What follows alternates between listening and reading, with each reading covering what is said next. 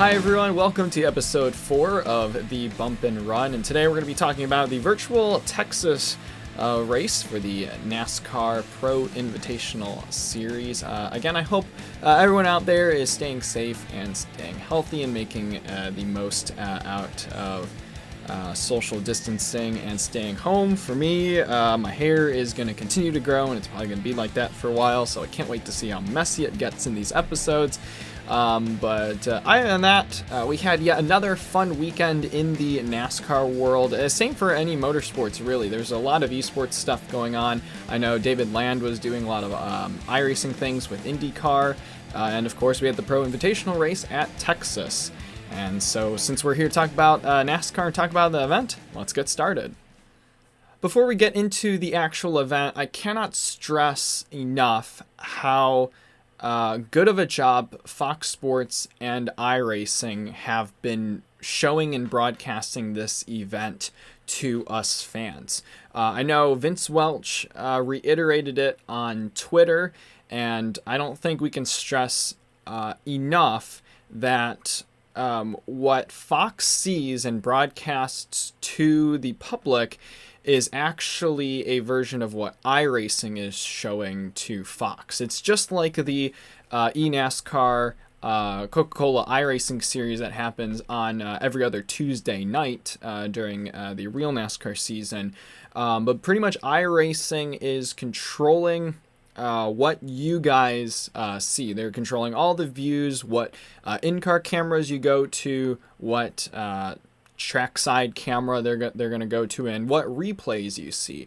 The only thing Fox does, and I think Mike Joy mentioned it as well, is they just put up their fancy graphics that they would normally do during a real NASCAR race, and obviously give you the color commentary that Mike Joy, Jeff Gordon, and Larry McReynolds, and any other reporter would give during the event. So, with that being said, since Fox doesn't really have control of that, it's really up to iRacing and their broadcast team on what they're going to show during the event. Now, some people can complain that a lot of these cautions or a lot of the incidents that happen on track, well, they're poorly kind of shown really during the broadcasts, especially a lot of the wrecks.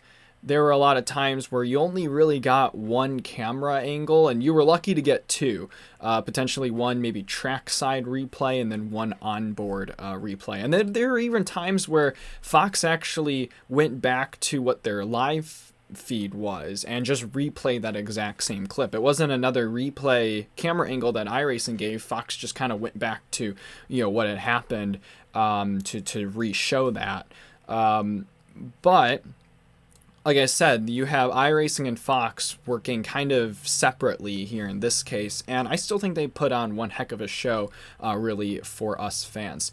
Could it be better? Possibly, but especially in the times that we live in, and I think there's nothing really too broken with the system. So you have to give a big shout out really to iRacing and Fox for putting this together. It was again yet another week where I really enjoyed the Fox broadcast. I really enjoyed having Clint Boyer being at their studios and racing again. I know NASCAR uploaded like a minute-long video of the montage of Clint Boyer and his banter during the Texas race, which was a heck of a lot of fun to watch. And I hope you guys had a good time watching that broadcast as well. At the beginning of the race, iRacing announced to all the drivers and notified the Fox team that they were only allowing one reset for the entirety of the event. And thank you, iRacing, for doing that. I think the racing quality got way better when they did that. Obviously, if you have more resets, these drivers are going to take greater chances and possibly just cause a wreck fest, really. But for them to bring it back or bring it down to one after it was two last week at Homestead, again, big credit to iRacing for doing that. And it really did show. I mean, the race was enjoyable. It was really good. There was a lot of good racing, but even Mike Joy I think said it during the broadcast, there was a lot more give and not so much take, really. I mean, there was a combination of give and take, but it was respectable, just like it would be in the real world and even in these really competitive iRacing events. So I'm actually hoping that they get rid of the resets completely, because one thing that's looked at, when we've been talking about these resets in these Pro Invitational Series, is that even if you have, in most of these series, when you do have damage, you would have to go into the pits and you would have realistic pit times. Like, it would be taking you minutes, to get your car repaired. And, sometimes it's not a full repair. You may have a total of like 10 minutes of repair and you can only do 5 of that, and you're not going to be as fast as everyone else. And so I kind of wish it was like that, like starting next week, that they just eliminate the resets, and be a little bit more close to the real life, racing and reality, that you can't take that risk of being that aggressive early on in a race and using up a reset and things like that. But regardless, I think the racing product was definitely better because of that. I'd say the biggest criticism I had from the Texas race was the cautions. Now, iRacing was manually throwing out cautions when need be, and again, kudos to iRacing for doing that. But it was really confused at what their plan was for this event. So obviously we saw Homestead seem to be a bit of a wreck fest, and we did have some unnecessary cautions, especially with maybe a few cars getting involved towards the back of the field that really didn't need to bring out a caution to slow down the event. But I feel like their intentions at Texas were a little bit off. The first one being the Ryan Blaney and Kyle Busch incident in the backstretch, which to some people, people are going to put blame on, Ryan Blaney. Oh, he turned Kyle Busch. Well, one, those people need to realize this is just a fun invitational series. It's not for money. It's not for points or anything like that. So again, these guys are just out there really to have fun and maybe just gain some iRacing experience. But it just seemed like Ryan Blaney maybe missed, his, position with Kyle Busch on track. But regardless of that, it caused a huge wreck, and I think there were about 6 to 7 cars that got heavily damaged from this wreck.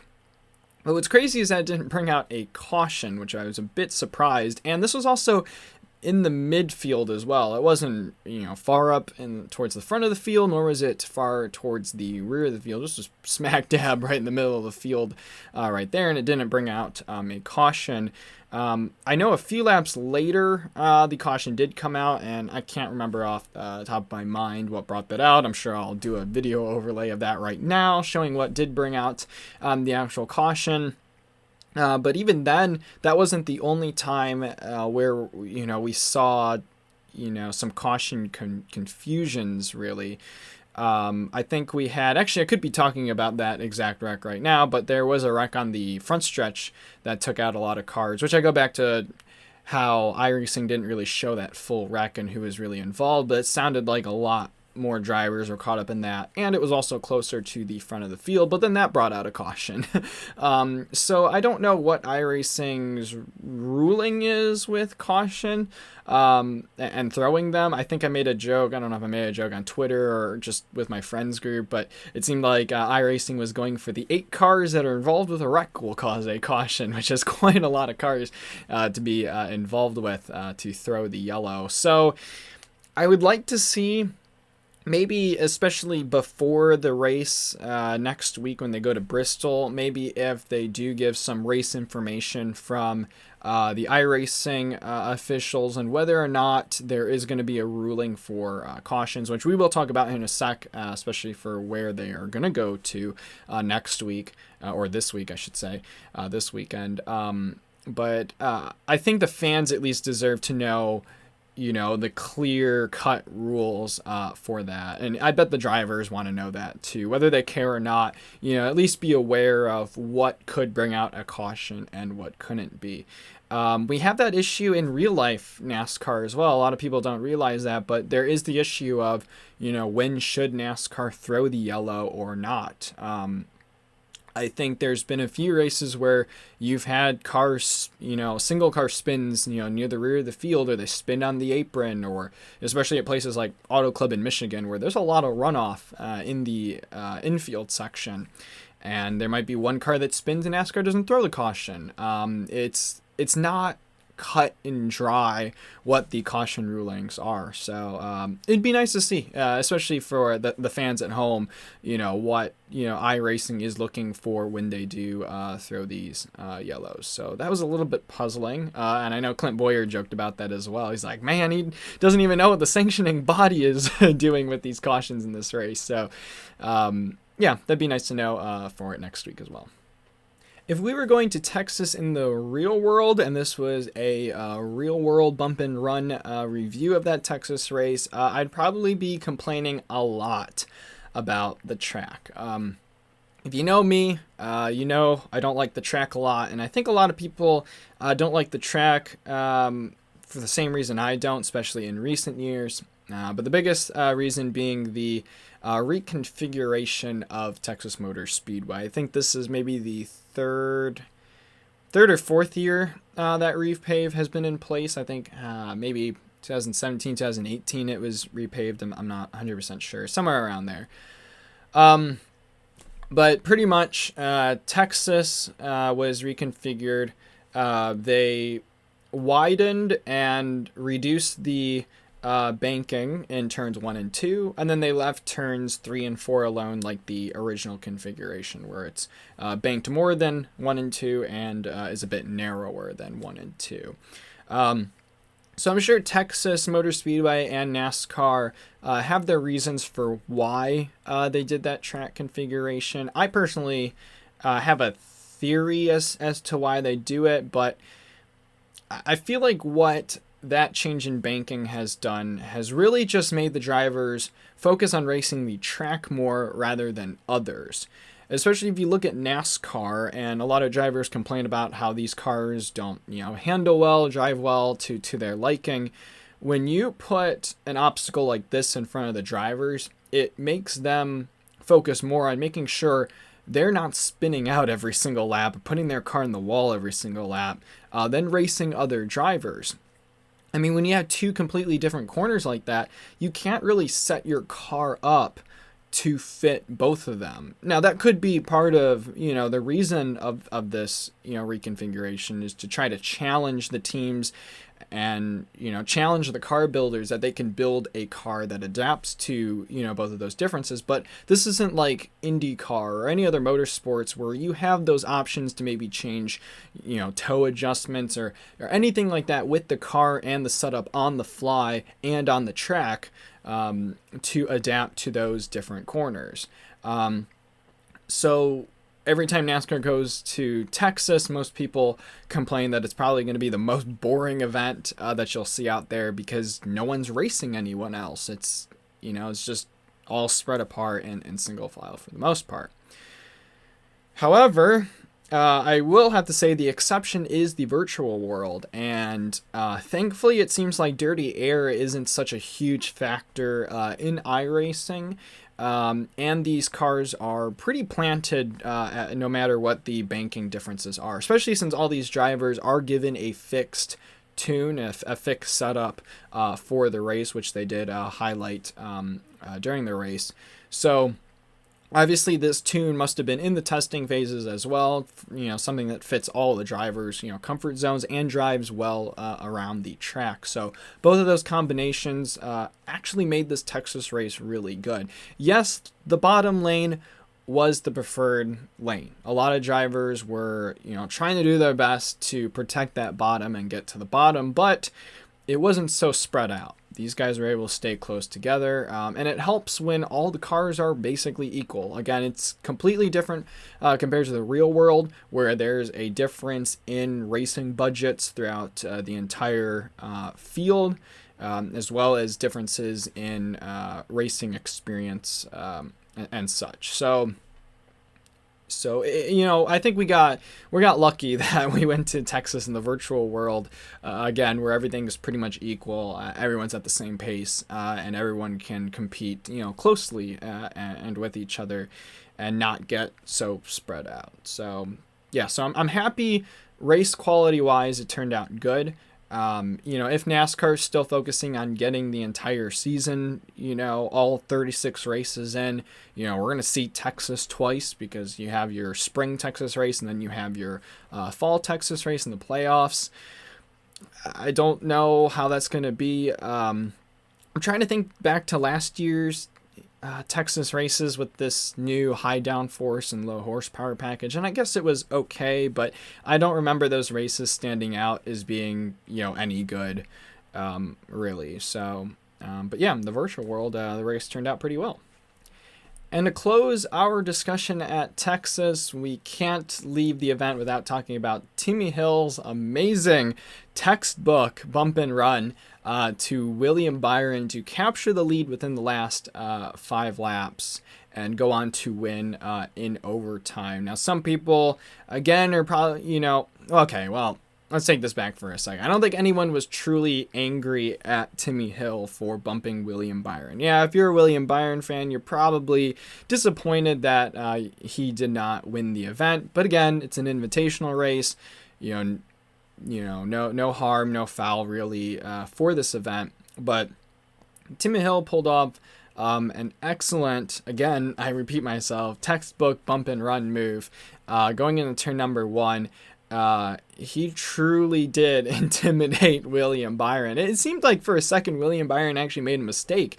Looking at the replay, it's almost like William Byron maybe touched the apron, or Timmy Hill got him, squirrely and into the apron. I'm not sure, but either way, bumped him, sent him up the track, and I say textbook move because he didn't wreck William Byron. He moved William Byron up the track without spinning him out, and he went on to go take the lead.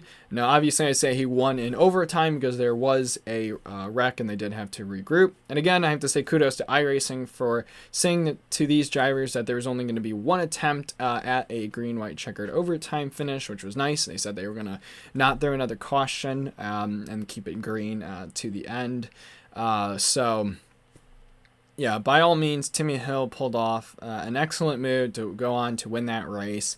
And the publicity that he's getting is probably phenomenal, especially for a guy who, he's stated it, and other people have stated it as well. But in the real world, Timmy Hill does not race in the best of equipment when he does race in the Cup Series. Their team is down on horsepower. They're using chassis that are nearly 5 years old, I think they said. So for him to get the publicity of winning this event, to shout out his sponsors as well, who's been supporting him, that's great momentum really for Timmy Hill. I don't think I mentioned this back at the Homestead video, but what if I did, whatever, you're going to hear it again twice, but these invitational events are kind of reminding me of I believe it's the 1979 Daytona 500. I believe it's the very first NASCAR race that was televised completely live. So races before then were recorded, live, and there was live commentary, but they were later shown on TV with edits and things like that. So it wasn't the full race distance. So the 1979 Daytona 500, if I got that right, was the first live televised event. And what's special about that event was there's a huge snowstorm that hit most of the United States. And so with that, it kept most people home, and it made people tune on to their TVs to watch the event. Obviously, had the fight at the end, and it attracted a lot of people to start watching NASCAR. And I believe that this Pro Invitational Series is just like that. Again, everyone is stuck at home because of this virus that's going on in the world. And what better way to, help make the most of your day by putting on a event. And here NASCAR is on iRacing, showcasing what iRacing can do, and how these drivers are pretty much doing the same things they would do in the real car, only in the virtual world. So, and I I know the ratings, or at least the view count from the Homestead race was, I think, 903 some thousand people, and that was on Fox Sports 1. So I have not really searched on Twitter or anything else on what the numbers were after the Texas race, because Fox was broadcasting this event on Fox Sports 1, on all the Fox local channels, if the local channels decided to show the event. And like I had mentioned, I think it was being shown in Canada on TSN or something like that. So I can only imagine the number of people that tuned in for this event and saw the event. I'm sure it's in the millions, or at least I hope. As someone who, is passionate about NASCAR and passionate in, seeing this sport continue to grow and develop and engage new fans and old fans alike, that these events truly are bringing in, more people to interact and just be a part of our community. So yeah, once again, congrats to Timmy Hill. I, of course, enjoyed the event. I didn't take any notes for it. I just sat back and watched, and it was funny, especially the banter between Clint Boyer and Larry McReynolds the entire race. That was awesome. That was class. Again, just, in these hard times that everyone is dealing with, it's just awesome to tune into something and just kind of forget about all of that and just have something else to talk about. And that was Texas. All right, I hope you remembered the points I talked about earlier that I was going to mention now, which were the caution rules that iRacing was putting in place, as well as the car resets. And yes, I'm bringing them up because they're going to Bristol Motor Speedway this Sunday for the Pro Invitational Series on iRacing, and that's going to be a hectic race. By the sounds of it, especially for those who are on iRacing regularly, Bristol is not an easy track. And by all means, even as someone who plays all the NASCAR games and plays NR 2003, Bristol is a super difficult track. And I can only imagine, for the races that we had at Homestead and at Texas. Texas was better, especially after Homestead, just how hectic Bristol will be. And so I'm afraid it's not going to be a great race. The reason being is because, unless these guys put on a ton of laps and they do a bunch of test practice races throughout the week, it's probably not going to be good at all. And I don't know. I don't know really how I feel. I'm just kind of nervous for it because I think we all want to see a good show at the end of the day being put on. And of course, my definition of putting on a good show is seeing good racing. Now, if at the end of the day it does become a wreck fest and that's what it becomes, then so be it. Whatever. At least we get some enjoyment out of it. But I'm interested to see how many drivers do put in a lot of time to do practice for this Bristol event. I know this guy right here, Eric Almirola, he said he's supposed to get a rig this week as well, and so he's making his Pro Invitational start at a tough track for someone who I don't think has touched iRacing before, or at least not in a long time. So I'm interested to see how many current drivers in the Pro Invitational Series do continue to take part in the event. I wouldn't be surprised if there's a lot of the Cup drivers that maybe sit out and let the more experienced iRacers go ahead and run this event. We'll have to wait and see, but regardless, I don't know. I really don't know what to expect going into this. Now, I also can't remember a eNASCAR Coca-Cola iRacing Series race at Bristol. I don't remember if they went to Bristol last year, or I don't really remember catching those Bristol races live on YouTube. As far as I'm aware, those races I think were pretty good, again, because there's a lot of iRacing regulars that run the event. So it's going to be, again, interesting to see with a lot of these Cup guys and NASCAR drivers who don't have too much experience on iRacing take on Bristol. Guess we'll just have to wait and see.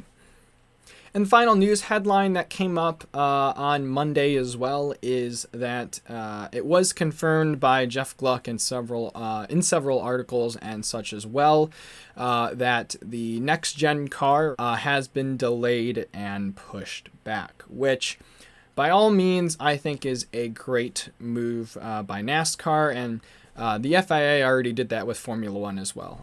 They were going to get a new car regulation package in 2021, and that has also been postponed to 2022. So that's F1. Let's focus back on NASCAR.